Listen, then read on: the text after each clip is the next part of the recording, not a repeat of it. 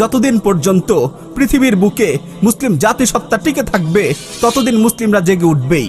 এই প্রান্তে না হোক ও প্রান্তে কোথাও না কোথাও ঈমানের স্ফুলিঙ্গ জ্বলে উঠবে।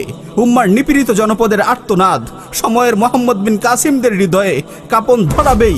জামানার ফেরাউনদের রক্তচক্ষু উপেক্ষা করে বন্ধুর পথ পিছনে ফেলে হক বাতিলের এই চিরন্তন লড়াইয়ে সত্যকে বিজয় করার অদম্য হিম্মত নিয়ে উম্মার সন্তানরা তাওহীদের পতাকা তলে সমবেত হতেই থাকবে।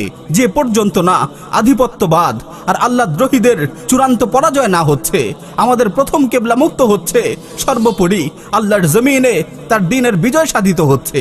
এই যে ফিলিস্তিন, শাম, কাশ্মীরে যুবকদের ঘুম ভাঙছে, তারা রুখে দাঁড়াবার সাহস সঞ্চয় করছে, এটাকে ছোট করে দেখার কোনো কারণ নেই। প্রতিরোধের এই ইচ্ছাই একদিন অদম্য দুর্দমনীয় হয়ে উঠবে। পৃথিবীর জনপদগুলো যখন বদ্রী রূপ ধারণ করবে, আল্লাহর নুসরত তখন অবিরল ধারায় বর্ষণ হবে। কবি ইকবালের ভাষায় কাতারে কাতারে ফেরেশতা নেমে আসবে স্বর্গ ছেড়ে মর্তলোকে।